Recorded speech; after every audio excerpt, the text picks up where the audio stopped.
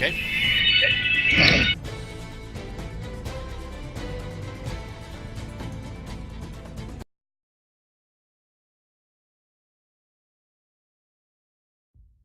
Okay, you guys have descended into the sewer and are headed down. Um, you guys come to a four-way intersection. All of it looks and smells the same. The light that you're shedding, you guys are can see, down the corridors a bit, but you don't see any sign of anybody. You just see, the occasional sewer rat scurrying away from the light.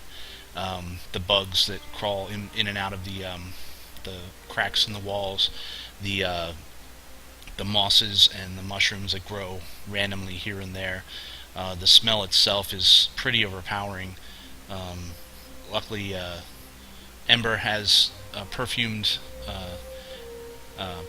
what do you call it, little pocketchief or whatever. I do. Holding up to her nose.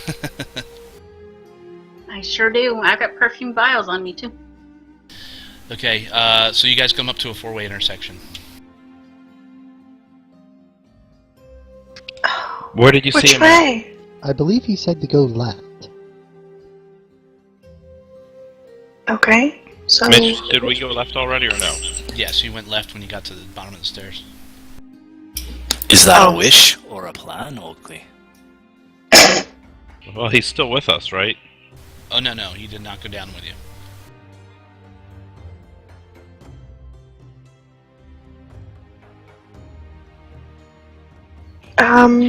Okay. Everybody be quiet. Listen at each direction. Okay, roll me a perception. Just one?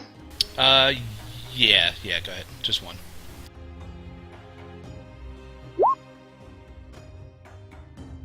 Nice. Wow.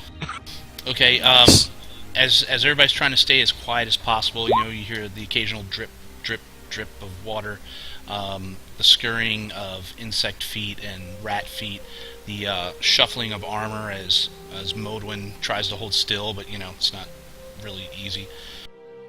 The anticipation is on you guys. Raven, from the corridor straight ahead, you hear a very small moan that may have been your imagination, but it's the only sound other than the natural sounds that you've heard. Head that way. Oakley, you heard it as well. Let's go. Straight ahead. Be careful. Okay, you guys forge ahead. As you walk for another 20 feet, you can see something up against the wall on the side of the sewers. As you get closer, you can see that it is a humanoid. You come up, and indeed, you can see that it is long lost Locke. He is. As soon as she sees who it is, she's running up to him. Okay. As you run up to him, he is propped on his shoulder, his head just above the water level. It looks like he's collapsed here. He is missing his which eye, Mark? Left eye. He's missing his left eye. You can see that no effort has been made to bandage the wound or clean it at any kind. He's got blood trailing down that entire side of his face. He's got blood that appears to come from out of his ears, out of his nose, out of his mouth. As you kind of pull him up a bit to take a look at him, you can see that 3 fingers on his right hand are disjointed, as if they're either broken or they've been pulled out of socket. His breathing is barely visible, and he is not conscious whatsoever. She goes over to him and goes to grab him, and then sees how bad off he is, and then waits and screams Modwin, come, he's you have to just do something. She runs over. Excuse me, girl. Let me look him over. Mitch, I'm panning around, just making sure there's not a guard ready to jump on us. I'm looking around. Same here. With a 7, Modwin? he's kind of standing right behind you with a club in his hand, waiting for you to see him, but you kind of look at him, then look past him. She pulls out her medicine kit, casts guidance upon herself, and starts checking him over everywhere. Okay. What's binding him to the wall? What's that? What's binding him to the wall? Nothing's 19 mine. total. He's just propped up against the wall. Looks like he fell there, and now Raven has pulled him upright. He's kind of in a sitting position. Okay. Okay, so he's not chained or anything. Oh no. Modwin, is it okay to move him? I am looking him over. I do not know. We don't have much time, I'm guessing, so make it Okay. quick. As you look him over, he's like basically. Are you the doctor? He's a guy who made his death save, so he's at 1 hit point. But obviously he's in really bad shape. He's not going to be able to go anywhere without proper rest, and he's not going to recover. The rats. He's will eat him. alive. I will heal him now. But we must get him out of here. We must get him cleaned up. Can you heal him as we walk? I will do it right now. As you look him over, you can tell that he was bound by something, probably like chains or cuffs of some kind. He was both bound. Look at his wrists. His thumbs are broken. It's probably how he was able Broken hands. to slip out of these manacles. That's the word I'm looking for. His feet also are still manacled together. With it's about a foot of chain, so he couldn't run, but he was able to get this far. You can see his clothes are basically tatters. It looks like he's been beaten, whipped, and burned in several places. He's been tortured pretty good. Pick the locks on the manacles. Okay. To heal Let- him, Mildred. What was that I roll again? Dad. I'm trying to find the spell. What do you roll for open lock? Thieves' Tools plus Dex. Yeah. So just... So it'll be your Dex plus your proficiency plus D20. So plus 5.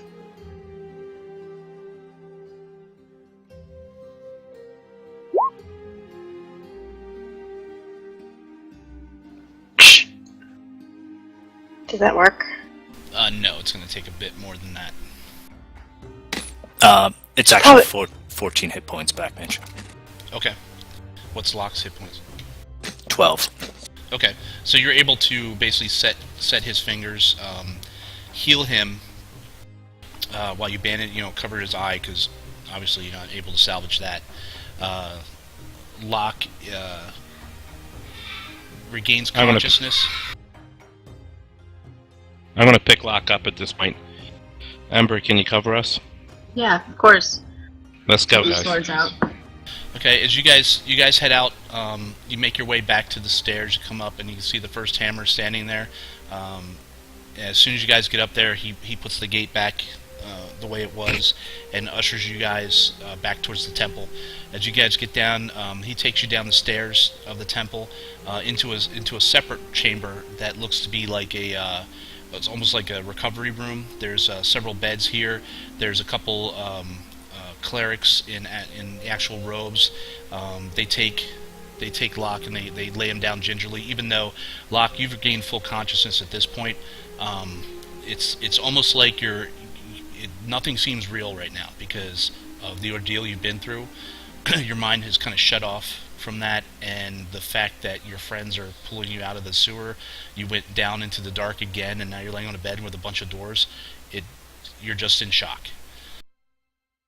You guys can see that he's looking around at you guys, but he hasn't said anything yet. Raven is... Sorry. No, I didn't mean that to you, Vicky. I meant it as a question to Mitch. Am I able to speak or am I not able to speak? Yes, you're able to speak. They didn't cut your tongue out. Okay. Go on, Vicky. I'm sorry. Raven, like, as soon as he is sat down, Raven would, like, go up, go by his head and just, like, stroke his hair, like, on the opposite side from where his eye is. Not there. And just start, like, talking to him, kind of, like, blubbering, like, oh, it's okay, you're safe. And we're gonna take care of you, and you have to just wake up. Come on. Locke starts to look around, hears her voice, and focuses on her face as it comes into a focus. And he does his typical boyish grin. You do notice that many of his teeth have been knocked out.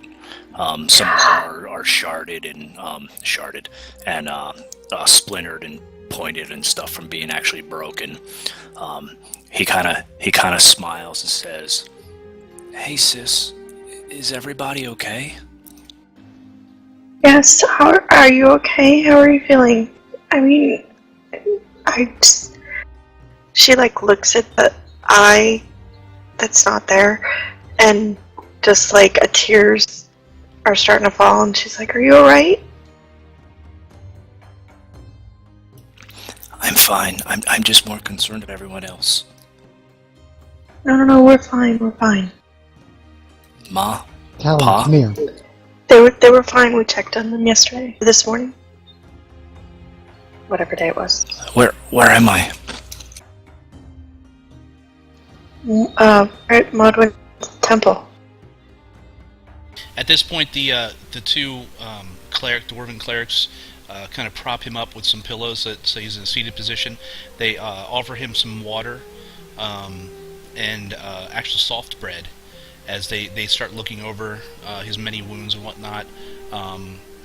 They take the bandage off from his eye, and you guys can see that it's just basically a hole, but it's completely healed up.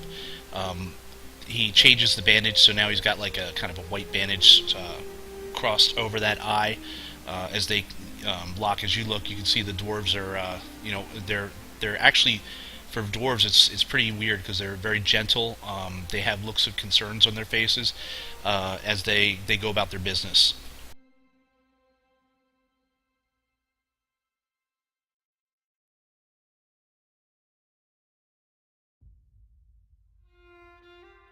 We're so glad you're still here, Locke. We missed you. I missed you guys too. How did you find me? How did you get me out? You got yourself out. He looks bewildered. You did. You were laying in the sewer. We found you because one of the clerics here was able to find where you were. Praise be to Moradin. You can smack Jiggles. The two clerics also say, "Praise to Moradin! Praise to Moradin!" I don't remember much. I remember being in the sewers, working, and then I woke up, and lots of things happened, and now I'm here. But I'm just glad everybody is okay. Is everything taken care of? Is everything we'll deal over? with Locke's psychosis on a later session. You can have like bits and pieces of it filter out, with night terrors and whatnot. Good clerics. Could you check to make sure that he has not been besieged by lycanthropy? They look at you and then they look at him concernedly. They've called me Rat Boy my whole life. I hope I don't actually become one. It is of concern that he One of may them have walks been out bit. of the room. A few moments later, the first hammer walks back in. Says, "Oh, lad, it's good to see you are up and walking. Well, not quite walking, but at least you're awake and aware. Do you know who you are?"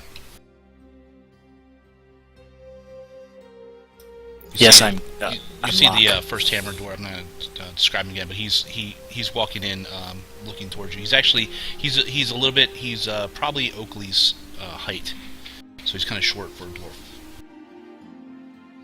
Sorry. And these are my friends, and this is my sister.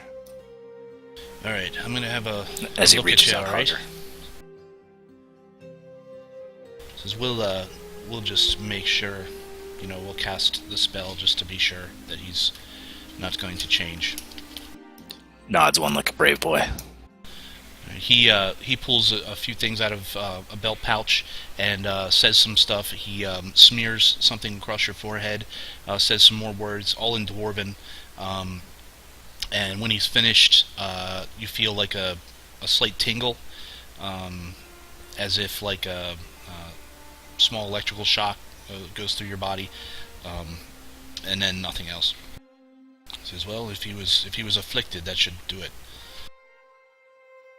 So he walks over to Modron and grabs her elbow and leads her out of the room for a moment. She follows, obviously. What is it, First Hammer? Well, you want to make sure that your friend's okay. He's safe here. This is a sanctuary. However, we will be requiring a nice tithe, if you know what I mean. This is why we should go into stress. She nods. What is a typical tithe for 5th level spells and all the helping and stuff? We'll make it easy. We'll say they require 20 gold.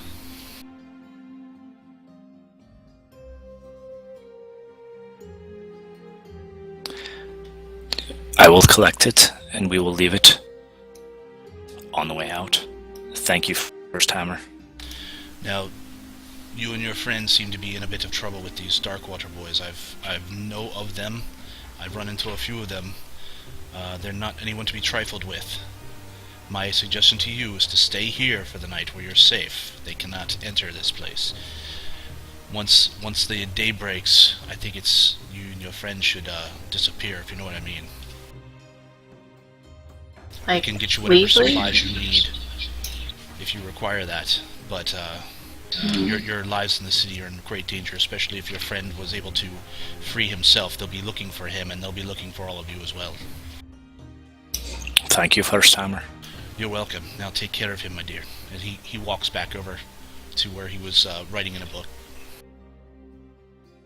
Mitch, as he's leaving, I walk over and shake his hand. Well, he actually left the room with Modron before. He grabbed her elbow and kind of led her out of the room while you guys were talking to Locke. So you didn't see him. You guys were not privy to that conversation. But you can go seek him out later if you want to thank him. That's fine. Modwin enters the room and pulls Talon, Oakley, and Ember aside and leaves Raven and Locke at the bed. The First Hammer has warned me about the dangers that we know of the Darkwater boys. He has allowed us sanctuary for the evening, but has strongly suggested that come morning we get away from this place. I'm already packed. Mean So from... am I. Wait. You mean from the city? From Waterdeep. All of our lives are in danger while we stay here. It will be an endless battle. We will always have to watch over our shoulders. And we put those we care about in danger. By staying. I have no home. I'm ready. You're all welcome to come to my village. Thank you. Ember just gets quiet. The First Hammer has also said that if we are in need of supplies, we can resupply ourselves here. Obviously, at a tithe to the church. I'll Speaking of tithes, we are going to have to pay for the services. My pouch is light, so I'm going to have to ask everyone to chip in. It will be 20 gold for all of their services.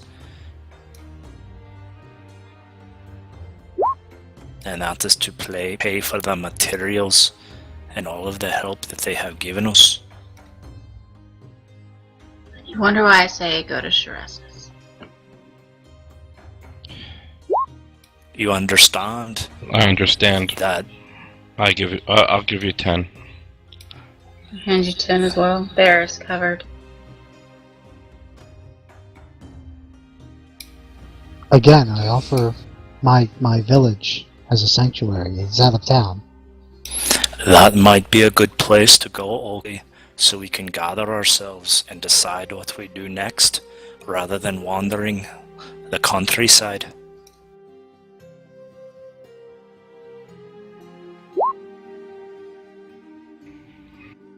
We can also go to the ocean.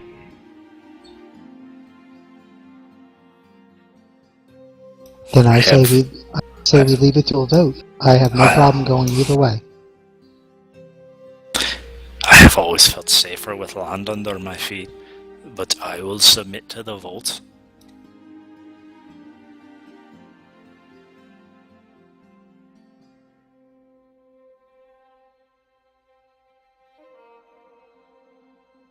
It is only a day out, so we won't be that far away from Waterdeep.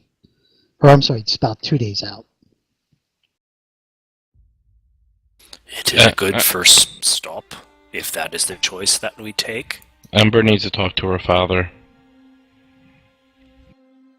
It will be dangerous. From the signs of it, Locke has escaped himself. They will be out in force looking for him. Yes, We but I must can go home and talk travel. to my family. Carefully. I We can understand you have to. I am just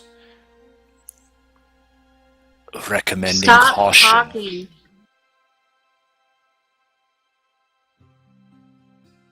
Have Ember, I upset you, Ember? It's easy for you guys to say, let's leave. You guys don't have family here. My entire family is here. Locke and Raven's entire family is here. So I'm sorry if it's not as easy for us as it is you. I have never once downplayed your struggles. As I've stated before, I have said that my ties here are minimal. I am just stating the advice from the First Hammer, with his experience with these people, that they will not stop. It is an option to stay, and it is an option to fight them. But I we have say we- seen how that turns out. I do not belittle the situation the three of you are in. And I emphasize, I am emphatic, whatever. Emphatic. I am Empathize. I am empathetic with your situation. I walk off. I stand with Ember. If she says I stay. A spoiled bitch. And if Locke and Raven choose to stay, I will stay and protect them as long as I can.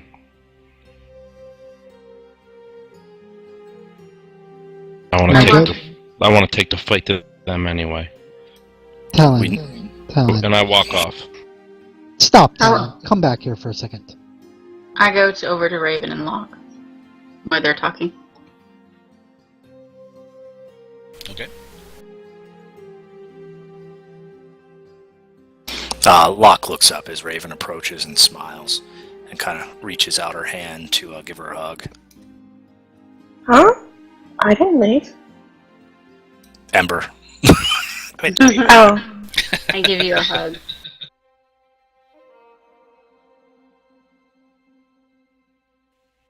I could really go for some of the wine at the Rat. We'll have to wait until later for that. You just rest some. Yeah, you need to rest up. Yeah, I'm gonna close my eyes a little bit. I kind of grab Raven to move her off for a second. Just away from Locke for a second, where she can still see him. Okay, she pauses, hesitates for a second, and looking at Locke, she just does not want to leave his side right now. Afraid something else is gonna happen to him. And she follows Ember. I'll make sure she can still see him. They want us to leave. They're saying we're not safe if we stay. They're going to come after us again.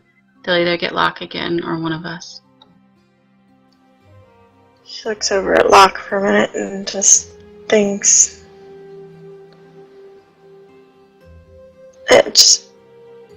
I get it, but we can't just leave Mom and Pops. I mean, I know. they got nobody. And, I mean, My family will be fine. Simon will probably be okay at the monastery, I would imagine, but, you know, they're family. I can't just leave them like that. What do we, you know, we could take them with us, but they can't get around. I mean, what are we gonna do? What if... My family will be okay because of who they are. What if I can convince my dad to put them under his protection? But would he do that? I think so. Yeah, I can get my dad to.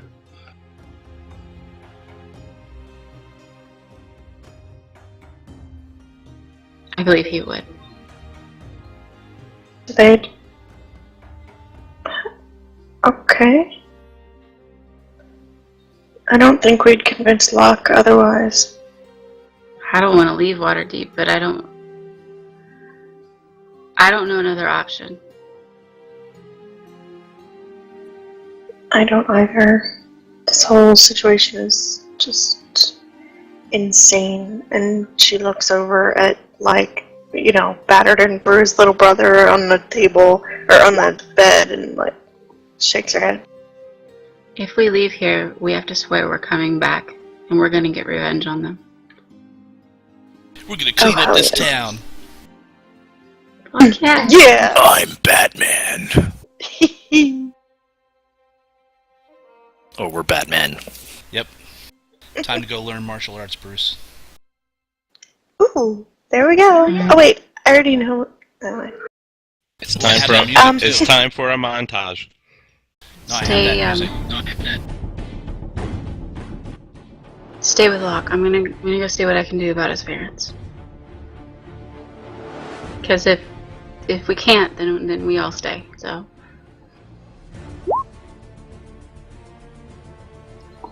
Are you sure you want to go alone? not particularly, but Take Talon or something. yeah, Don't go alone. I'll grab Talon on the way out. Okay, let's go. Yeah, Talon's been standing there the whole time. So I didn't even notice him. I'm just sitting there talking to him. Okay. Actually, we want to convince my dad we need to take Locke with us. Why don't we all go? Well, let's have him rest for now. It'd be easier to move around in the light anyway. We'll go first thing in the morning. Yeah.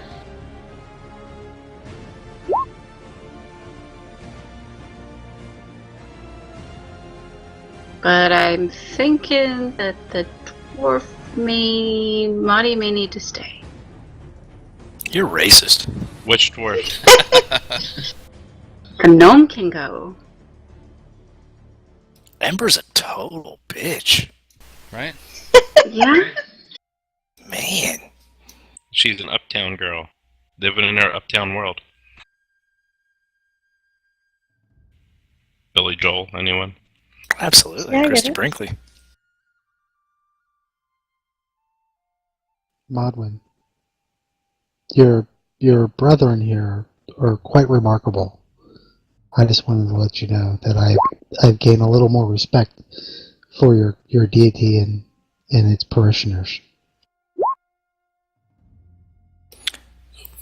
We thank you for the compliment, Oakley. I have respect for each and every one of you, for how tight-knit you are and everything you do for each other. If only I could get Talon to do his homework, I'd be happy. So the girls and Talon are gonna head out or what? We're waiting till Not morning. me. No, we're waiting until morning. We're gonna take Locke with us. Raven's not leaving Locke's side for a while. Translation, we're probably going to end up going. Yes, He's- 'cause I'll tell us, He's but gonna be we'll lucky go if with he you. can take a Look, piss look, without her. I will, On our way out of town. As And you then guys I'm going to threaten Modwin's life if she opens her mouth. as you guys are you guys are in the recovery room, kind of discussing what you're going to do, that sort of situation. The two other clerics have left at this point. You guys have been alone for about an hour or so. You see another dwarf that you haven't seen before. He's dressed in just regular. It looks like he's got like a grayish shirt. He's got leather breeches on. He's also got a thick leather apron tied with, it looks like, many scorch marks and that sort of thing. He has a close-cropped beard that also seems singed. He looks very familiar to the dwarf I described in the last campaign. As he walks in, he kind of looks around. He says, "Hey, I heard you all were in here. We're setting out the dinner now. If you'd like to join us, or we can just bring it to you here if you wish."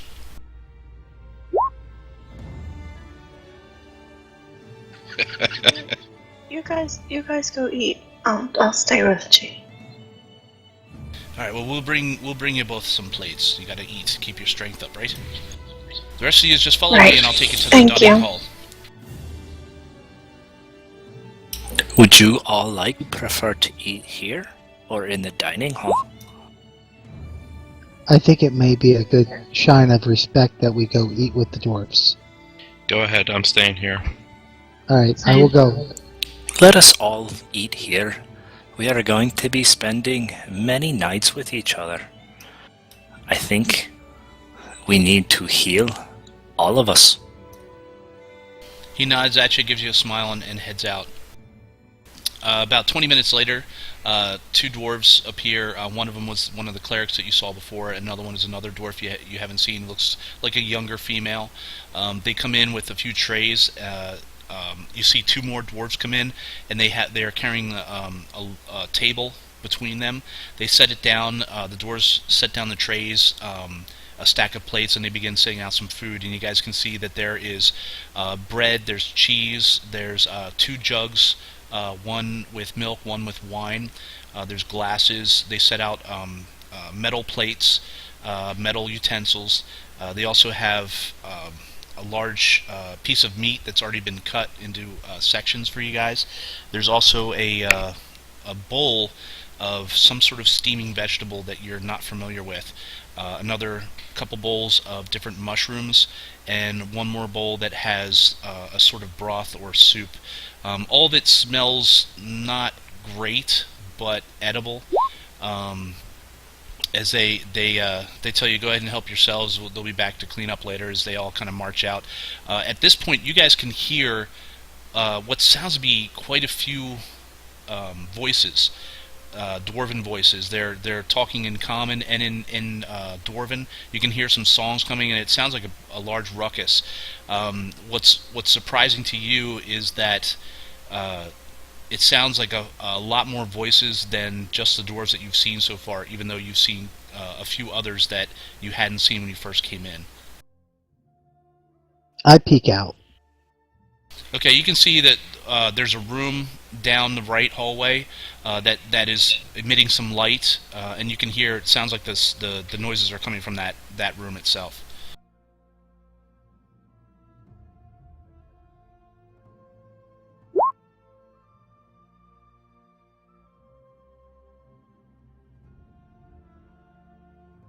I follow it down I'm not trying to join in, but I'm just going to go peek in just to experience what's going on. Okay. As you go down, you kind of prod down, and the dwarves they smile and greet you as they're all kind of piling in. As you look into the room itself, you can see this is a large room. It's actually probably about 30 feet by 30 feet. It's lined with different benches. Picture like, I guess, like a Harry Potter, when they all sat down in that one room. It's kind of laid out that way. There's dwarves. There's got to be at least 30 to 40 dwarves here. all dressed in different robes. Some look like they're leathersmiths, some are blacksmiths, some are that kind of thing. And there's just a lot more dwarves that you hadn't seen before that somehow just appeared in this room from like seemingly nowhere. I just sit there and just kind of smile and lean up against the wall and just embrace and enjoy their camaraderie. Do you enter the room? No, I let them go. I just absorb, like, experience the culture, and then after about 5 or 10 minutes, I walk back. Okay. As you're kind of watching and that kind of thing, you're smiling as you're embracing. Somehow, somewhere, someone has shoved a mug in your hand. Oh, I do drink it. Okay. The rest of you guys, as you guys are digging into the food, it's not, like I said, it's not great. There's probably maybe a little bit too much salt, or maybe not enough salt, but it is edible. It's not horrible, but it's not what you guys are used to from the drowned rat. Even the wine is actually pretty good. It tastes more like grape juice than wine, but any of you that kind of sip it a little bit, it's pretty strong. Mitch, I'll also ask if I have a basin and some water brought with a cloth to kind of clean up. Yeah, they'll bring that to you, if you ask. I do. Okay. It was in the sewers.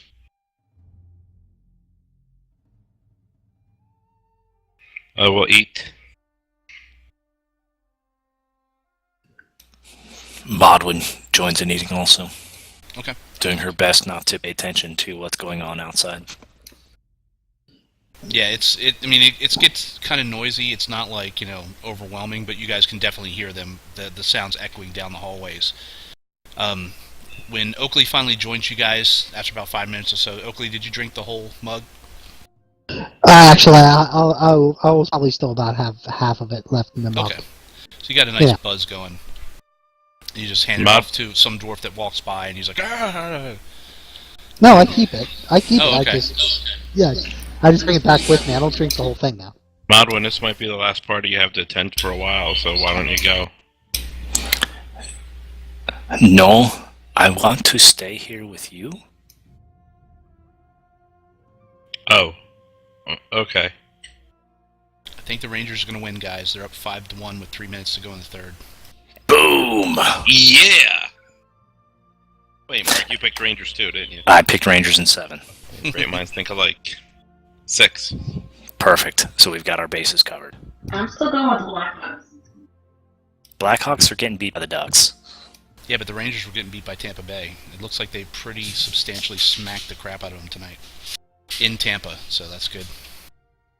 But Okay, anyway, back to the game. at this point, I'm going to have Locke wake up as everyone's eating. Okay. He kind of opens his eyes, hearing Eye. the music. Damn it! I gotta get used to that. He opens his eye, smiles, look around, says, "Are we at the Rat?" I'll walk over. No. No, Locke, we're not. We're in the temple of Modwin's place. Whatever you call it. What's that noise? I'm It's not. having dinner. A celebration of your release. Why aren't we there? Because you need rest. I need wine. I Okay. hand him Okay, the so Mitch. I hand him the mug. He sits up in his bed and kind of feels woozy, lays back down, and extends his hand to Raven to help him up. Slowly this time. Everyone looks so sad. We've been very worried. He smiles and kind of hides his face a little bit. I'm sorry. It's not your fault. We just have to be more careful from now on. I know. no, none of this was I your will be. fault.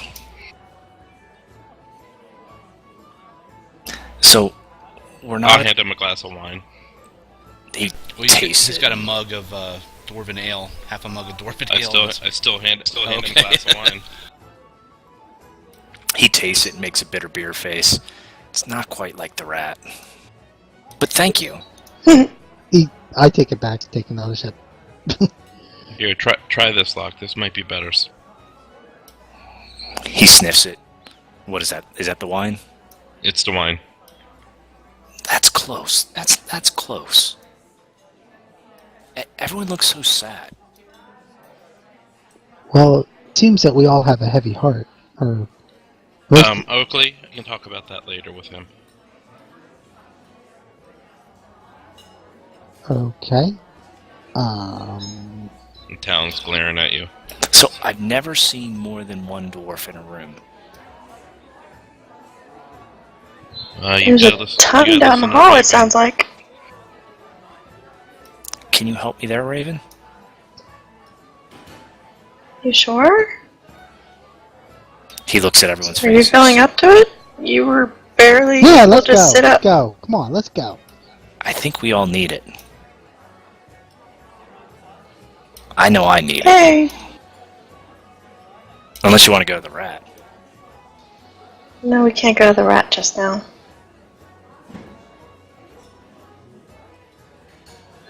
Alright. I'll help him stand. And Okay. put Locke, when one- you get back on your feet, you realize that you're actually, I mean, you're in pretty good shape. They healed you up to full and everything, so you've got your strength and vigor. It's just that it's a little off because, you know, missing an eye, your depth perception's a little off. So you have to kind of hold on to somebody just to make sure that you don't bump into things. That's gonna take some getting used to. I have a bandage on my head. What's this for?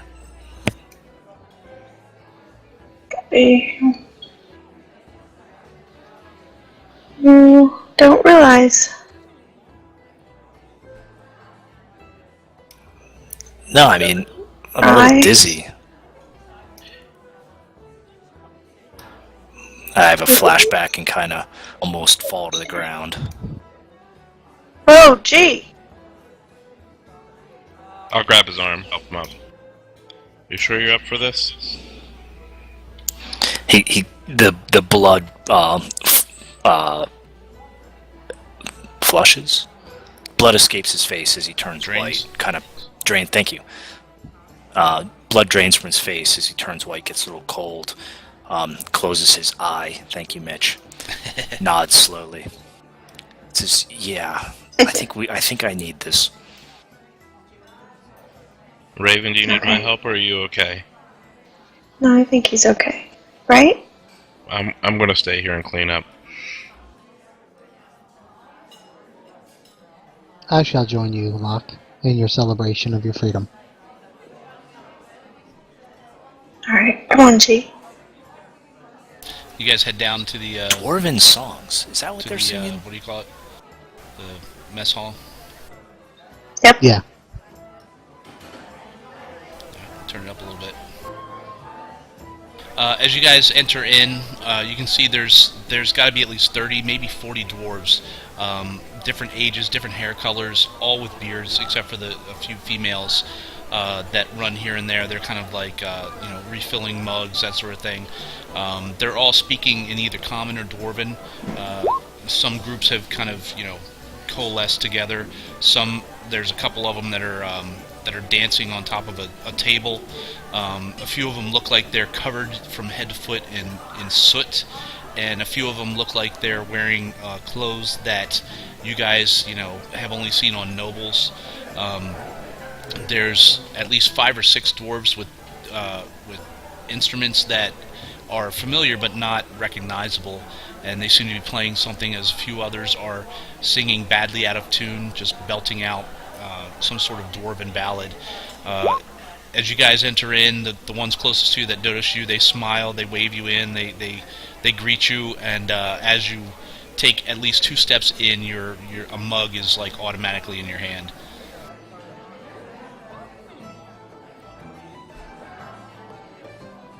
Gotta love Dwarven hospitality.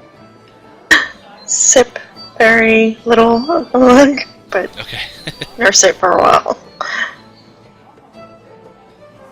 You can see that the tables are laid Raven, out with enjoy them. different foods. At least on every single one of these long bench type tables, there's 2 or 3 large animals that you're not able to recognize anymore since most of the meat has been carved off. But there's still some left. All are steaming. There are plates or bowls of different edibles, roots, tubers, breads, different fruits, and that sort of thing as well. I have never seen this much food in one place before. You do notice one thing different from the spread that they laid out for you guys. There are no utensils in here. They did give you guys utensils to use. They deal with humans, so they know how you guys eat. So who's hungry?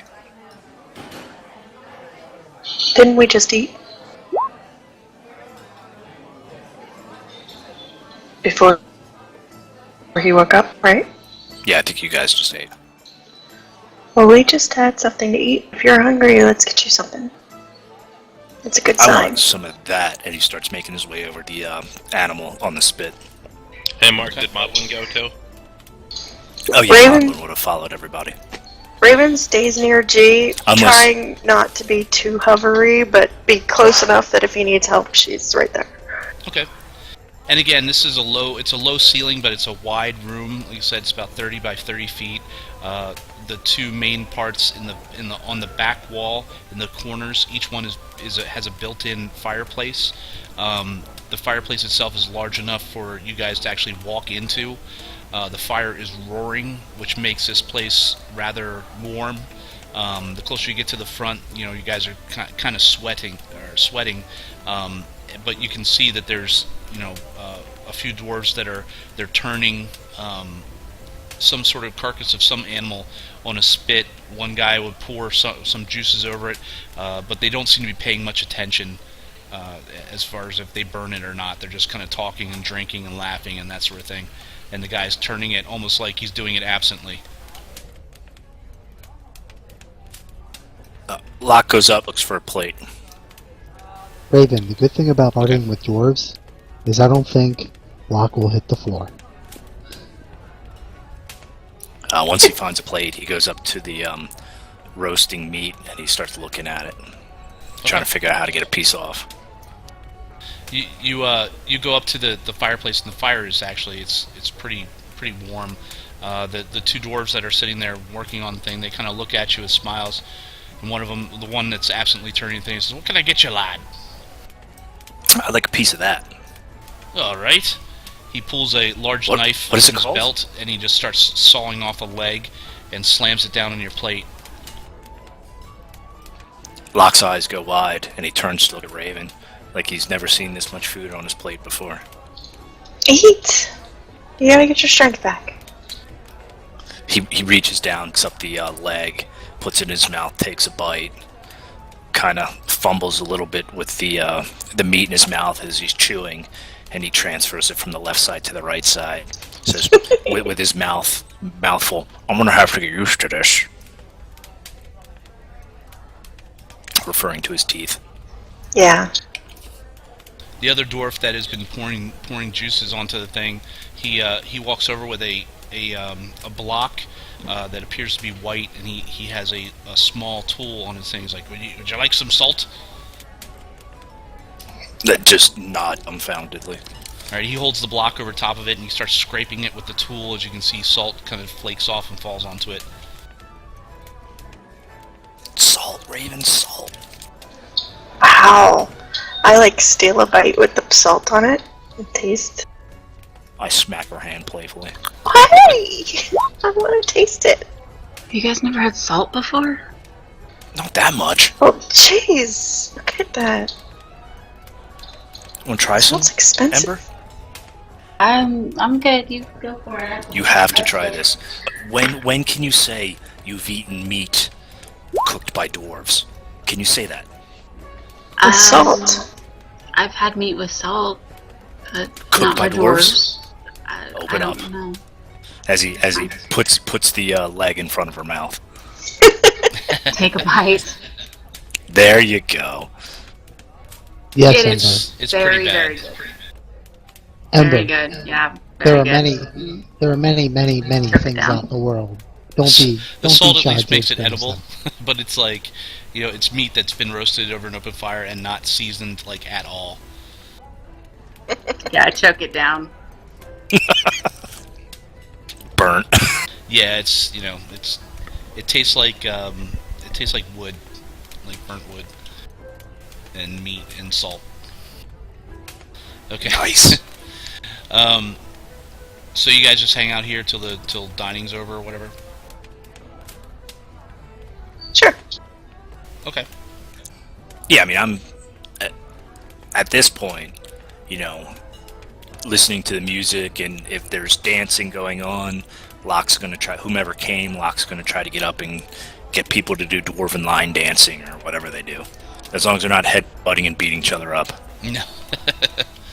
No, when you look like you're interested, and they pull you back, they pull you up there, and they kind of like throw you around like a rag doll a bit, along with their dance.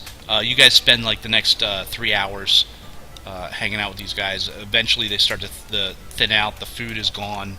Some dwarves are cleaning up, piling stuff, and putting into large like wheelbarrow type things, and they're loading it up and heading through another door. One of the fires in the corner fireplace is put out while the other one keeps going, and it's heating up some sort of like coffee pot or liquid pot, something like that. As you guys are kind of winding down, a lot of the dwarves have left and just disappeared.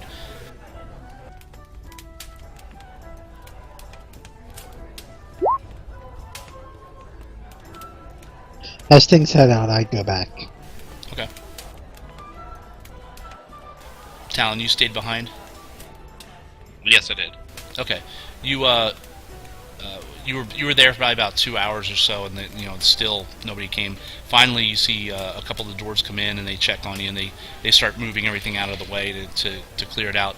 They tell you that there's chambers ready for you guys. If you're it's a common room, so you'll all be sleeping in the same room, but they do have beds laid out for you guys and whatnot. That would be great. Thank you. So just Am I all cleaned up at this point? yeah, as clean as you can get. Yeah. So just let Okay. us know. Come back up to the top, up to the main desk at the top of the stairs, and let us know when you guys are ready to go to bed, and they kind of leave. Okay. All right. I'm just gonna practice going through some moves. Okay.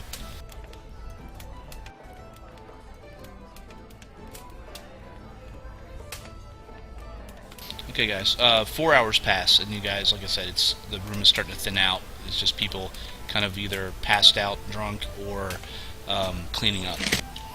Are you guys ready to hit the hay? I think I am. Are you guys ready to hit the hay? I think I am. This was a good party. Wow. Yeah, I could go for a good night's sleep. I gotta go see my parents. It's been a few days, I think, since they've seen me. Yeah. Well, we should go to bed first. That would be good. Anybody want some pipe? I have a little left. That's probably a good idea now. Thank you, guys. I had so much fun tonight. Oh yeah, party. Oh, dwarves can party. Wow, this is fun. I have to remember this. I ruffled Jay's hair and kind of nudge him towards the stairs and head up with him. All right. One Ember, person what do you- that's cleaning up some plates. He mentions at Oakley's comment. He says that wasn't a party. That was dinner. Ah, then I gotta come to a party. Ah, I got some poppy. You guys like poppy? Can we keep him drunk a lot? He's kind of fun when he's drunk. I'm always fun. Okay, you guys head out. You head back to the recovery room, and you can see Talon's kind of waiting there for you guys. You missed a great dinner. Party, dinner party. The dwarves came by. They said we can go to the top of the stairs. They have a common room with some beds laid out for us. The desk at top stairs. I think Modwin will know where it is. I've never had dinner with a score of dwarves. I'll always It was- remember that night. It was fun, wasn't it, Locke? It was awesome. We have to do it again. Sorry you missed it, Talon. Yeah, Talon, why'd you miss it? It was awesome. Well, we should probably get some rest. So. Okay, you guys head up the stairs. One of the dwarves that you saw, one of the clerics earlier, he's kind of standing there. Looks like he's putting something together. You're not quite sure what it is. He kind of looks over and he smiles. Says, "Oh, are you ready to turn in for the night? Just follow me." He takes you, instead of taking you back down underground, he leads you down another hallway into a large room. It's about 20 by 20. There are cots laid out for you guys with blankets and a very thin pillow. There is another fireplace in the corner that makes it a little uncomfortably hot. And there is basically there's chamber pots laid out for you guys as well. Look, Raven, they got fluffy pillows. Wow. I'll grab a cot Better and lay than down. you.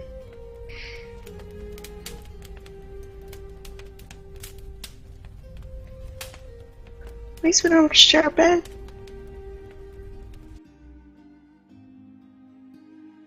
Alright, you guys turn in for the Okay. night. Lay down. Yep. Okay, we'll take our next break and be back in 5. Okay. Now all hell breaks loose.